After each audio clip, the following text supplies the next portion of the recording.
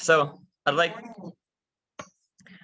I'd like to start off with what this presentation is about. So I'll be giving a brief glimpse into the time that I've spent with all the amazing people that are part of the Vancouver Paleontological Society and how they helped shape the person I am today. So before I dive into this, I'd like to state that the Vancouver Paleontological Society has been 100% one of the most influential parts of my life, the most important. And without it, I would not be anywhere as close to the person I am today. And so I'll be going over the different key parts of my history with the Paleontological Society. I thought it would be more fitting to do it in person. I was really looking forward to standing up in front of everyone during the symposium, but of course it's on Zoom. So just kind of ignore the messiness of it. So I joined the Vancouver Paleontological Society when I was 7. So I've been a member since then, basically 12 years of my life. And through those 12 years, they've mentored me, and I've learned so much about British Columbia's paleontological history.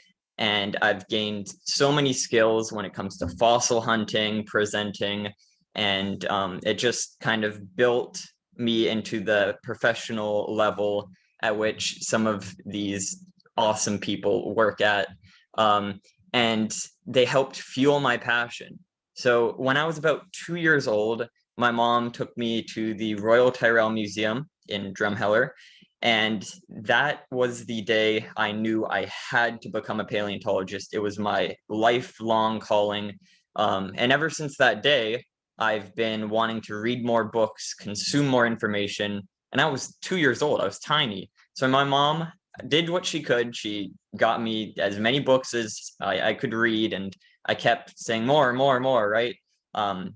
Learning more words, building up that knowledge, and eventually got to a point where I was at university textbooks and all these different fossil guides, and I just needed someone to talk to, something to do, because I had all this knowledge, but no other kid at school had, that same level, that same passion.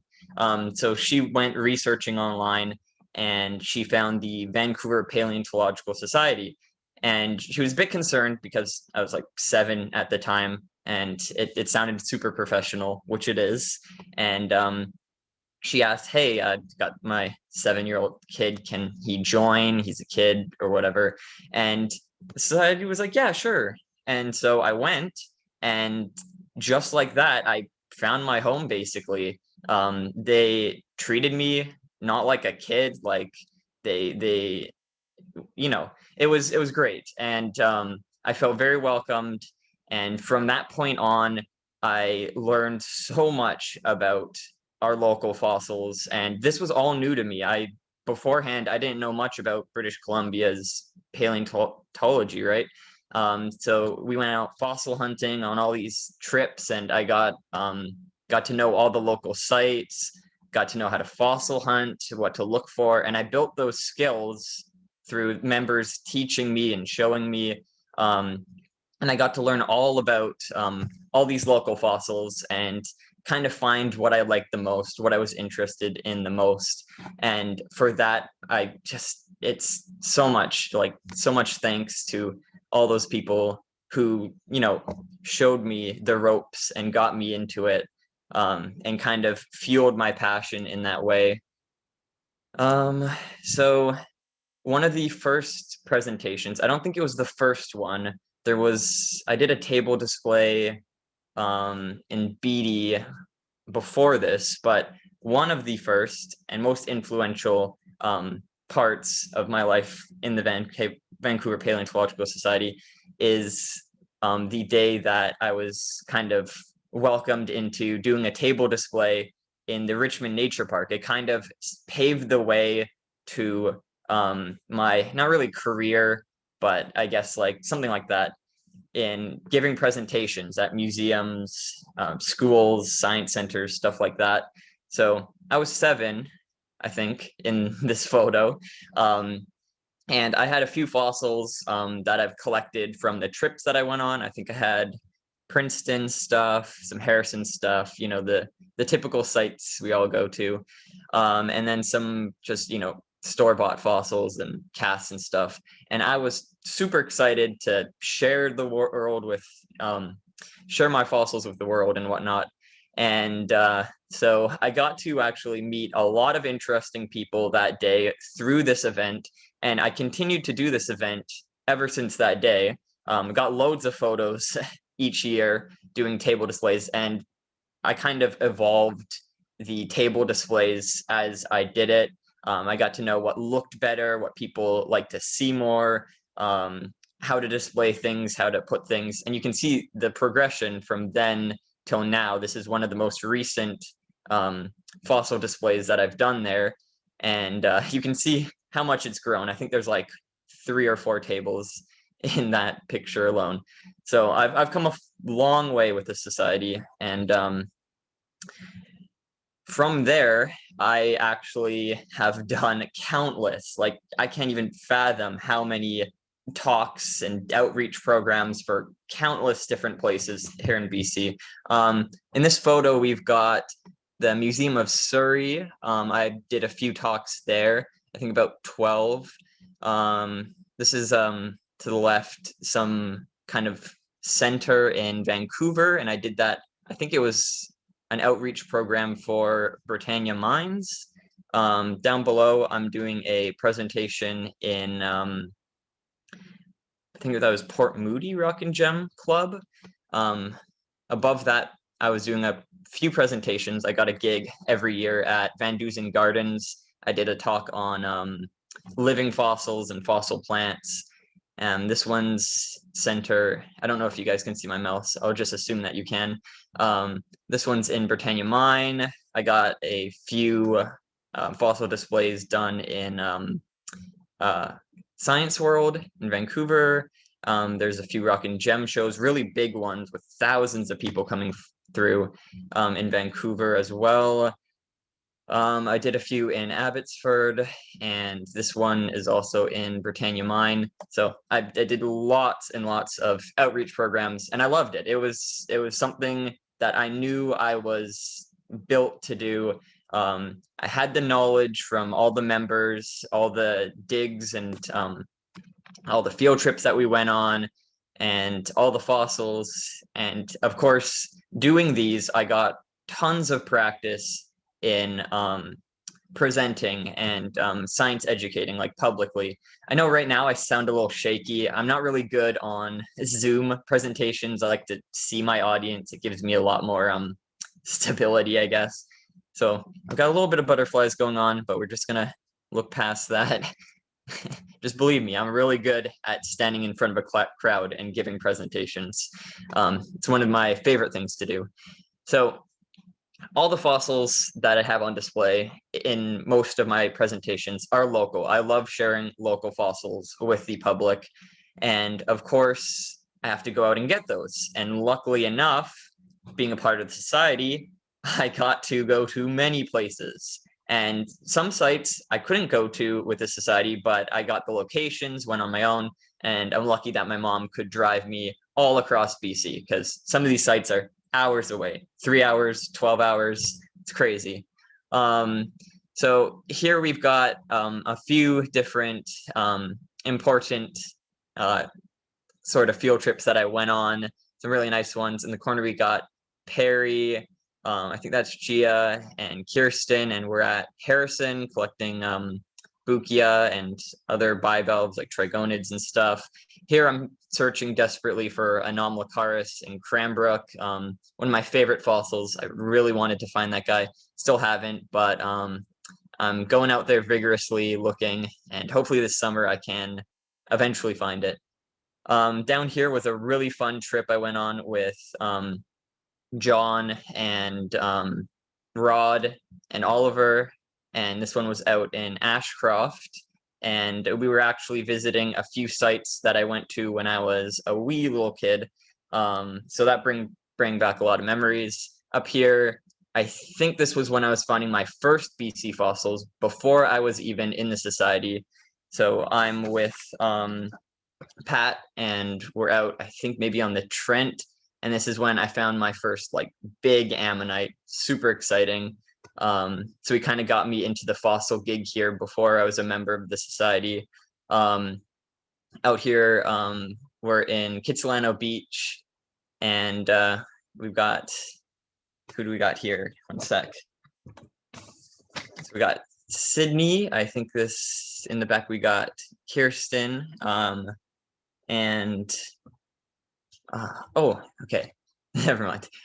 Down here we got Guy Santucci showing me some of the sites as well. And this one's out on the Bull River. I think this is one of the trilobite sites. And we've got some more field trips going on here. So this is the Ashcroft site. We're gonna go back. So we got Jonathan, and we got Marianne in the back here. This one was an older trip. I think it was a few years back, and we pulled out some good slabs from that one as well. So these ones are kind of like a mix of old and new. We got my first trip to Ashcroft, one of the most beautiful fossil sites I've ever been to. You can see the rainbow in the background, winding rivers, really nice. Love the temperature there, all the dry bush and stuff. And this one was a site where we had to go on private property, and can't remember how old I was in this one, but this trip definitely influenced me a lot, collecting these Triassic and Jurassic marine fossils. Very cool stuff. This one's a more recent site. This one's the Princeton location that we'll be going to in the field trip. And I actually got this location from Andrew, I think of the Port Moody Rock and Gem Club. I did a presentation for him, and he showed me this amazing site with loads of insects and fish, and it's become one of my favorites that I go to very often. Can see an example of my enthusiasm when I was younger. We got, I think this is somewhere near Murr Creek. It's not the exact site, but I was quite young when this photo was taken, because you can see my brother there in the front. And then way in the back, you can see me up on this kind of eroded cliffside. I was always one to just go off the beaten track and find all these hidden locations at sites, places where people haven't been. So in this one, I decided to just run up that hill and take a look, and actually found some fossils. I guess you can call them fossils. They look pretty modern, but they're in this like really soft sandstone. So yeah, lots of field trips, lots of influence there. Another one of the big things that I got to do, got to get into when being a part of the society, doing stand-up PowerPoint presentations. And I especially loved these because it was a clear way and a fun way to share British Columbia's past with multiple different audiences. This one in the top left, I'm in the Museum of Surrey. This was like, this was a adults night sort of thing. So we got a bunch of drunk audience members watching me ramble on about BC fossils. And down below and around the side here, this is Van Dusen Gardens. It's more of a juniorized talk about living fossils of BC plants and whatnot. And then the top here, I'm at the Port Moody Rock and Gem Club, giving us, I think, the same presentation as the one I gave in Surrey. This was one of my best talks, and I think this was right before COVID, so I didn't really get to do this presentation a lot more after that, but it's really fun. I wish I was still doing in-person talks. So here we have some of the Van Paleo members kind of in action, just some of our good moments chilling around key points, like down in the basement of the Geological Survey of Canada, I think. It's underneath a bank. So that was pretty fun. We got Jim, Perry, I think Jonathan, and we're looking through all sorts of trays, and that really inspired me, got me excited for getting into paleo, seeing all these old dusty books and rocks that haven't been touched in ages. I'm just itching to get down into the, like, basements and collections and do some research. So we've got some photos from the last symposium. I think this one here, showing Perry something on my phone. It's more from the GSC. This one with Perry doing a little table display in Science World in Vancouver. We got the top parts of the GSC, that massive ammonite reconstruction. I think it's Titanites. And then this is in UBC BD Museum. It was one of the displays. I think there was a series of talks going on here. And there's John and Perry and a little display that I've got going on. And here we've got, I think that's where we're meeting today, actually, on Dunbar Street. And those little laminated printouts that I made, I've got new versions now, so that'll be good. Here are some more notable places that I've done either presentations or went to presentations. So we've got Britannia Mines, one of the most fun places to do a table display. Lots of cheery folks coming around wanting to talk about fossils and rocks. We've got Sahar there, and I have Sahar to thank for a lot of things, actually. She introduced me to Sheila Stencil from Minerals Ed, who kind of got me into the BC Mining Week presentations at Britannia Mines. And she also, Sheila got me in contact with Guy Santucci, who led me all over Cranbrook to all these fossil sites, Cambrian Age, Devonian Age, and that's how I got into more of the Cambrian side of BC. I think that's definitely where I want to study more of. So down below here, we've got to the left, this one's in Vancouver, the huge mineral show. I did a few talks there, and I think one of which we had Laura there as well. And then this one's at a more recent show in Richmond Nature Park. So we got the banners up and some merch selling that Rod donated. And then over here we've got Perry and I went to a talk in Vancouver. So that one was pretty fun as well. I don't think that was like under Van Paleo control or anything. Here we've got some a lot of funny moments. So out in the field, I like to slide down slopes and stuff. Easy way to get down. I'm not really one to be that careful at fossil sites. I'm safe and all, but having a lot of fun there. And I broke my hammer. I don't know how I did that. I was at it's a shale site, so it's like not dense rock or anything, nothing hard, just soft stuff. But I ended up breaking it. It's like one of the worst nightmares you can have if you don't have another hammer. It's like, what are you going to use? Here we've got me as a kid. I think I'm in like the lower part of the UBC museum with some fish. Here's Pat having a mosasaur eat my head. This is like the local BC mosasaur. And Renee got a photo of me bringing a bunch of Dimetrodon toys to a Dimetrodon talk when I was younger as well. And I think one of the Richmond Nature Park talks, I brought this like big puppet that I made as a kid from Halloween and puppet that around. So that was pretty fun. One of the best moments of my life. So when I first joined the Vancouver Paleontological Society, I think one of the first talks they had was on Diplomosaurus, and it was specifically on this toilet seat shaped fossil that was found, I think, alongside or in correlation with Diplomosaurus, this heteromorph ammonite, the really big paperclip. I'm sure you all know it. And I was tiny. I was, again, really small when I saw that, and huge 2-meter long, yeah, I think it's 2 meter, ammonite in a weird shape. And that was just insane. The first ever meeting, I thought that was the coolest thing in the world. It instantly became one of my favorite fossils, and I wanted to find it. But the thing was, you could only find it like in Antarctica, Russia, and this tiny little island, Hornby Island, off the coast of Vancouver Island. So it's like, um, I don't know. It was hard to get to as a kid. I really wanted to go there. I've heard from so many collectors that it was like the best place to find fossils. Just amazing, just heaven. And turns out, yeah, I found out it is heaven. I love Hornby Island, one of my favorite places in BC.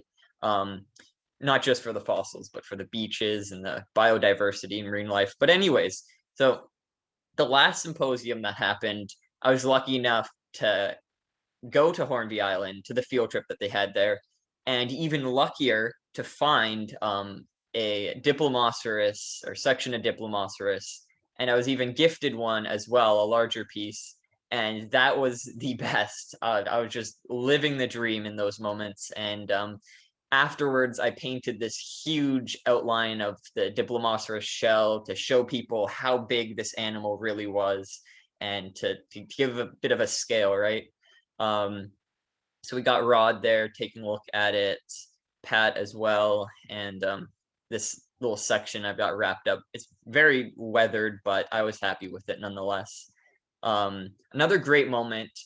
Um, so I went to Racehorse Creek in Washington, the Chuckanut Formation, that big slide area, with George Musto down at the Washington University. And we hiked up there, and at the top there's, huge footprints from massive birds, big palm fronds, just insane stuff, really amazing fossils. And with my keen eyes, now at this point, I've kind of been mentored enough that I know exactly what I'm looking for at each site, and it's just built in now. So I'm looking for all these little footprints, and I find this boulder with these tiny little 3 and 4-toed trackways and this kind of line going down between them. And I'm like, that is something really cool. So I show George, and it's this crocodile trackway with a little drag mark, this small crocodile made it. And it was actually a new fossil there. It wasn't discovered before. So it actually made it into one of his papers. And he mentioned me in the credits for it. And I thought that was very special. So that was something that really made my day, seeing that I could make it into a paper so early on. Um, and of course, being in the Paleontological Society, I get to meet a lot of other people from other societies, a lot of big names in the field, all the local celebrities. And that is just such an amazing part of it as well.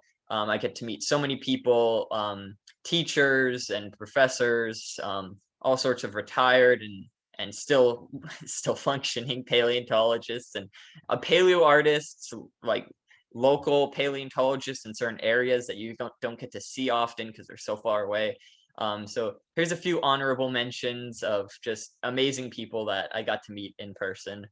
I don't know if I'm running out of time here. Ooh, maybe I am. Okay, so I'll speed it up a bit. Here's some great photos of a lot of members together that I thought I'd share. They're really fun out in the field.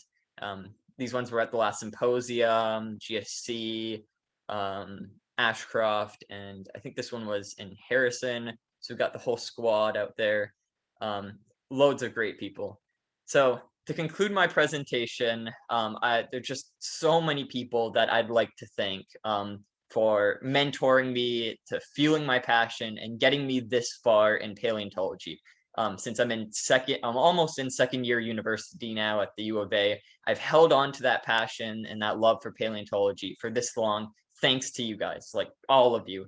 So again, there's just so many I'd like to thank, but the specifics, the people that influenced me the most, I'd like to thank you guys: Perry, Jim, Renee, Rod, Pat, John, Laura, Kirsten, Sydney, Guy, Sahar, and Dan. You guys really have just made my life absolutely better in every way possible.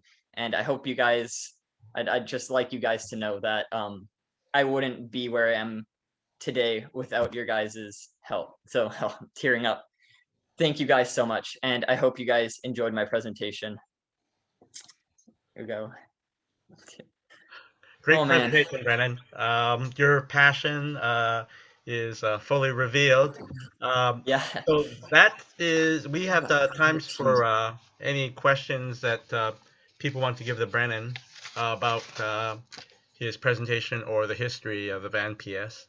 Oh, I've got, there's 13 messages that have been sent during my presentation. I'm gonna quickly look at those. Oh, Okay, yeah. I didn't notice I had a I dinosaur was looking background at on. them. A Whoops. lot of them are very positive, and telling you, see how well done. Oh, nice. Okay, I I'm didn't see gonna any quickly skim questions. those.